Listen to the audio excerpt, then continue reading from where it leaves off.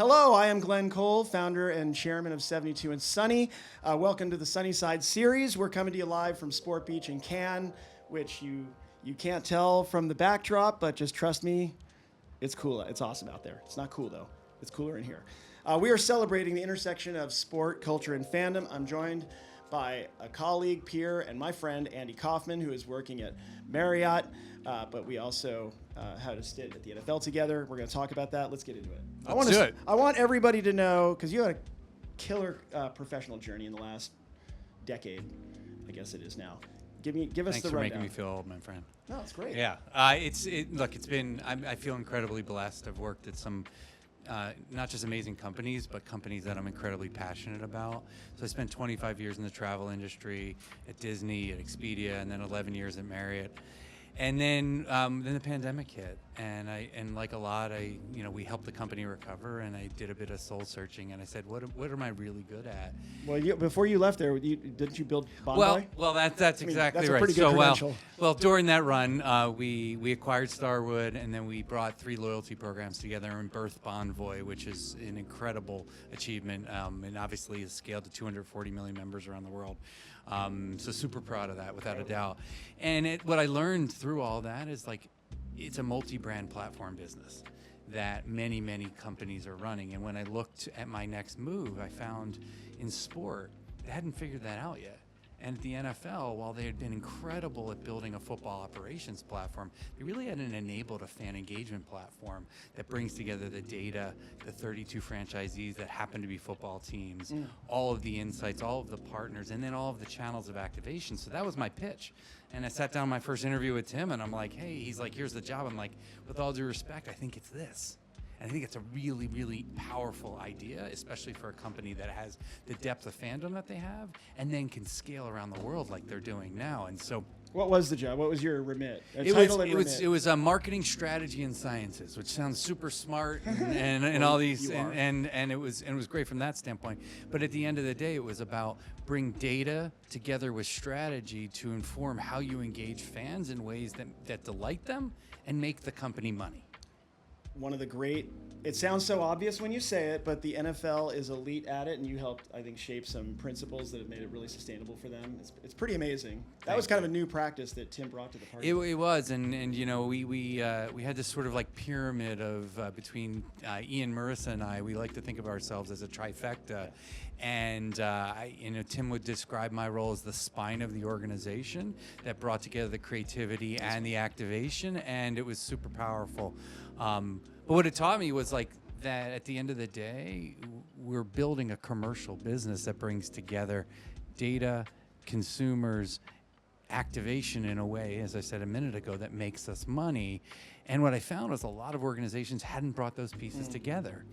And when I decided that it was ready for my next role, I was looking at where companies that had thought through what a commercial organization could look like, and Marriott had. In fact, I got pitched on this role, and I said, "This is really kismet because that's the perfect move for me in a company I love, in an industry that I love, that I can bring not only what I had done there, but boomerang back with new knowledge that I bring to the table, how to move faster, how to bring sort of like real fandom together with all the offerings that we have, and so it's a lot of fun." And what is the job specifically that you're doing at Marriott now? So the job is Chief Commercial Officer for the U.S. and Canada.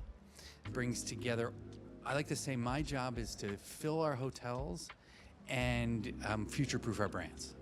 So it's a combination of marketing, up and down the funnel, what you would traditionally call brand marketing versus performance marketing. It's all of it. Sales, so how we book large groups, business transient, et cetera, into our hotels. Pricing, revenue management, which essentially is how we price out our rooms, the inventory, and ultimately to be marketed and sold. And then partnerships, comms, so the full gamut or the full suite of everything related to not only the short-term performance, but the long-term health of our brands. So if you're going from, if you're to distill the sport ecosystem as the primary, and the initial revenue is butts and seats, then and in travel, I'm assuming it's occupancy, heads and beds, butts and seats to heads and beds. But it sounds like you're coming into such a mature ecosystem that you helped build, actually. And now, the way when I hear you talk about it, it sounds more like a media platform, but which I think is what you're proposing, actually. Yeah. Right? Well, at the end of the day, it absolutely is. So, think about as marketers, the panacea is to have that first-party audience. And we're all looking at it. It's like, how do we get to that first-party engagement? We sit in a world where we have almost 240 million members around the world that trust us, that have joined us, give us consent, that we're gathering more than 200 data points on, and that we've built the MarTech stack to activate content in a very personalized way across our websites, our apps, our outbound communications, and email, SMS, and push notifications, all of our hotels, and even our in-room experience. So when you walk in a room and that television greets you as "Hello, Glenn," and knows your member level and knows one of those two or many of those 200 data points, it should deliver content for you in a way that gets you viewing. Everything I just said, yes, those are the makings of a media network. And we announced this week Riot Media, which is our answer for how we bring partners into that ecosystem. It's the same ecosystem that I buy every single day, that I utilize every single day, of the data, the activation, all the ad tech and MarTech platforms. But now we're reserving some of our inventory and carving out unique spaces that enable partners to ride along with us. Okay. Now, I hesitate to call that an ad network because we're not selling advertising. Okay. We're actually inviting partners to join us into this in a very curated way. Why? Because we don't want just advertising for advertising's sake when you walk in our room. What we want is relevant partners that make the guest experience better and deliver value to those partners by getting into these unique spaces. So we're going to develop content with them that's unique for that space. We're going to create access for them, but we're also going to be very, very selective in which partners we invite in. And so in the calling card is the Marriott Media Network, is that? It is Riot Media. We also, Riot comes from Marriott. So it's the RIOTT, and it's a very unique proposition. We piloted this over the last few months. Partners like Pepsi and others have sort of flushed water through the pipe, so to speak, and tested it out. And what I can tell you is it really, really works. Really? Do you have an example as somebody staying in a room, what a specific experience that's... Yeah, so think about this. So you come into the room, you may get an advertising from a partner like Gatorade. Okay. So a partner that's actually here at Sport Beach with both of us. Yep. Hey Glenn, and then I get some Gatorade content. Hey Glenn, but not just straight up Gatorade content. It's going to be more tailored content about how Gatorade helps you with your hydration needs while you travel.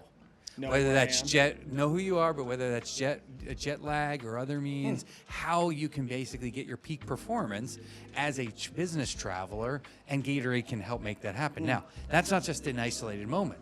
Then how do you then take that and deliver that through your pre-arrival communications or even your post communications that you're getting from email from us, maybe some digital ads out on the internet in total, but overall it's bringing a much more integrated experience to you in the same way that when we buy, I don't look at, let me just buy a display ad, let me do something on our website, let me do something in room. I literally build the whole journey and understand the attribution associated with it. That's what we're delivering for partners. If there's some content made, who's doing the making? Does Gatorade, you work on obviously the objective, and then there's what's a creative idea for this? Who brings that to life? Is that Gatorade bringing that to the party, or are you co-creating that? Literally, who's the studio? Short answer is it depends. Okay. We have a studio. Okay.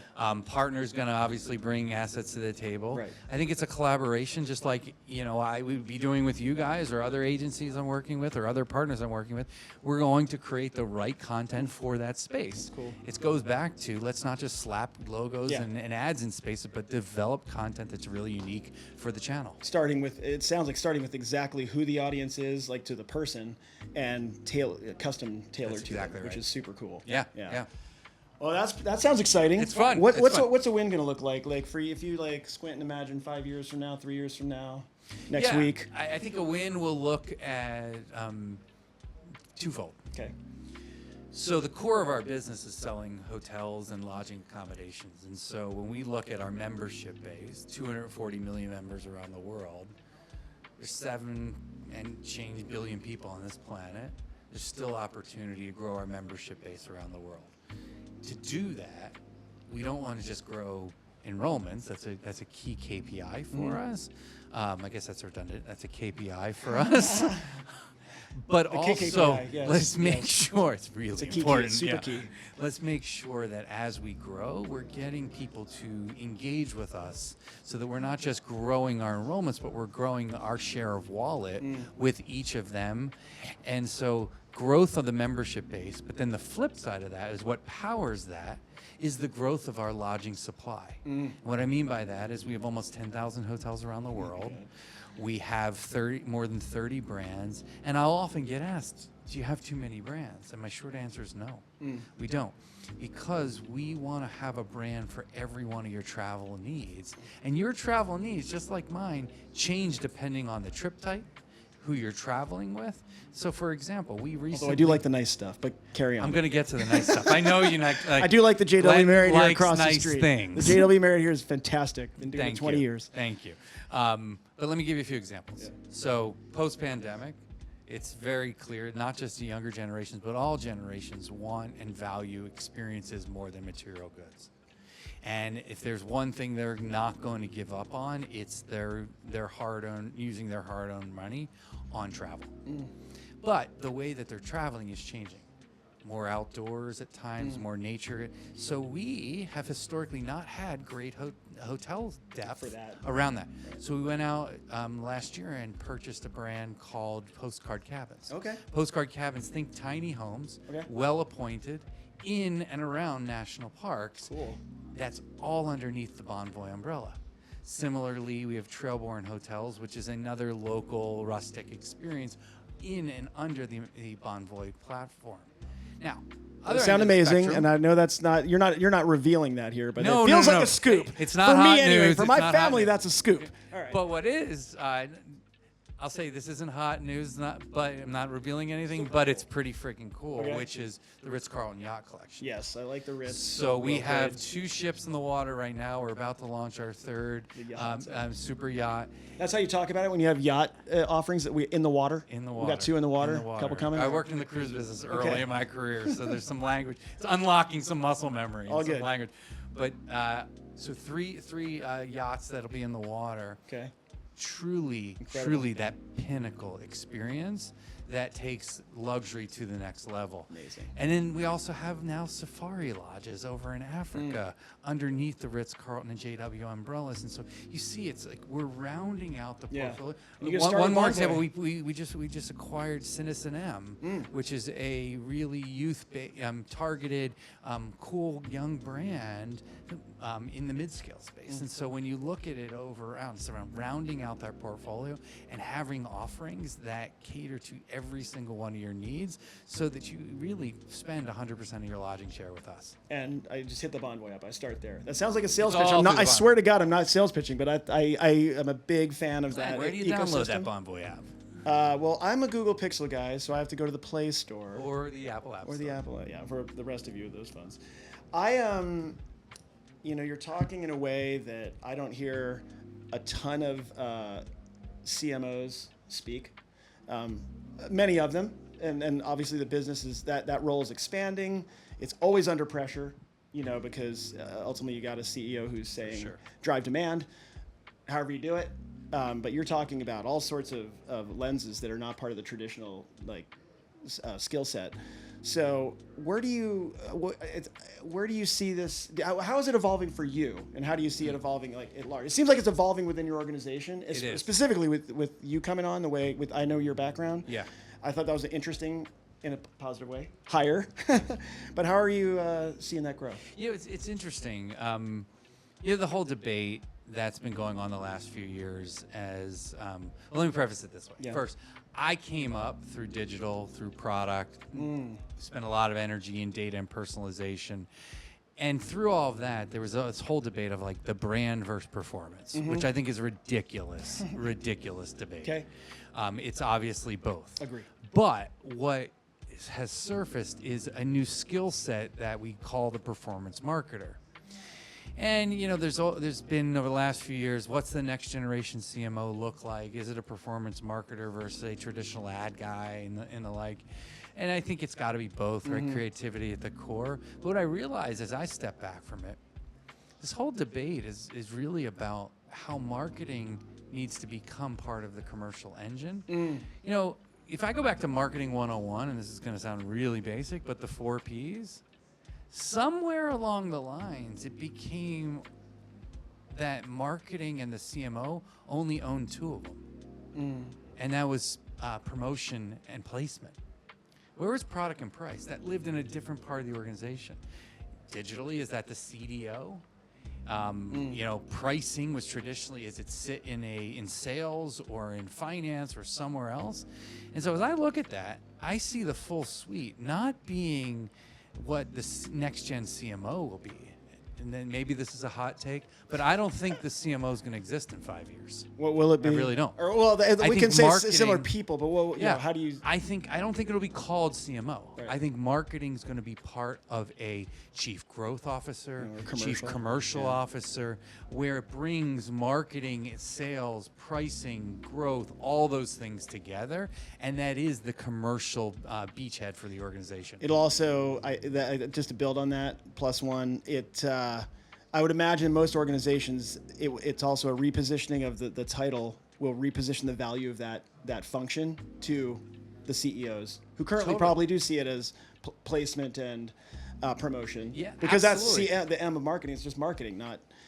But when you focus on growth and commercial opportunity, and that is your remit at it is. at That Marriott? is my remit, and I'll tell you, it's not just the leadership changes. I'm finding since I came on, even just bringing all the pieces together with my leadership team, so is changing the way we act. So every single week I have a commercial meeting where we're looking at the numbers, we're diagnosing what's happening, we're adjusting it, and my team's almost sick of me hearing this. They say, it's not about what we're seeing, it's about what we're doing about it. Right. And then as we create offerings for our hotels, historically we may have had, I'll give you an example, like a new hotel opening. Historically, we may have had an offering to help our hotels, since we're a franchise business, or largely a franchise business. We would have had a marketing package that says, here's how you create demand for your hotel. And then a revenue management service, which is like, here's how you price and optimize your rate plans for your hotel. And then here's a pre-opening sales plan. And each of those would have gone to the hotels individually. Now we're bringing it all together and saying, here's a commercial offering for you that's bundled together, single option, easier to work with us, and we'll deliver the performance by pulling all of these levers versus prioritizing each of them as its own vertical. And it seems so logical, but it's just not the way organizations have run. What I really love about your approach, and it resonates with the way we sort of look at things at 72 and Sunny. I know we have a reputation as a creative company, but there's an audience obsession. In our world, we try to bring the mind of the people out there and not get too obsessed on who are we and what are we trying to say. More like what do they want? Who are they and what do they want? And everything you're saying starts there. Absolutely. It's custom experiences, custom content. And Glenn, you know this, but for everyone watching, your organization is incredible storytellers. Oh, thanks.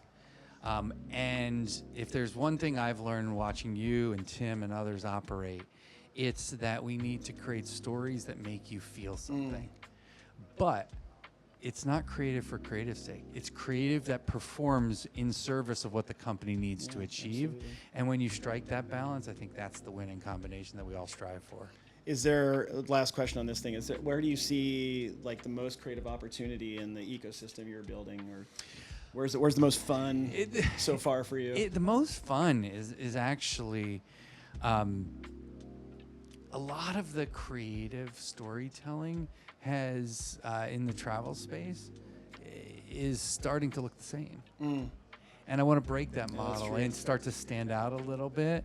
I'm worried about AI making everything feel the same. And so I'm pushing the team. In fact, when I onboarded and my first meeting with my marketing team, I gave them a few charges. One was, I said, take risks, push the envelope, make us uncomfortable. And they were like looking at around, like, make us uncomfortable. What are you talking about? And I said, if you're not doing it, who is? Right. And then I took them on a journey, which was some work we had done at the NFL.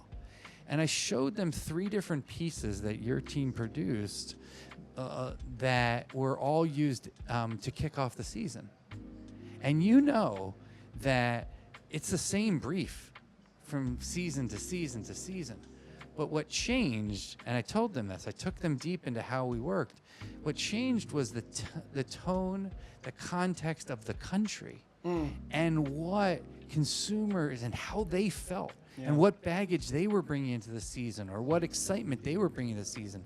And thus, then I showed them 3 different pieces from 3 different years that looked all different, felt different. But ultimately, what we were trying to accomplish was the same, but what we wanted the fan to feel was different.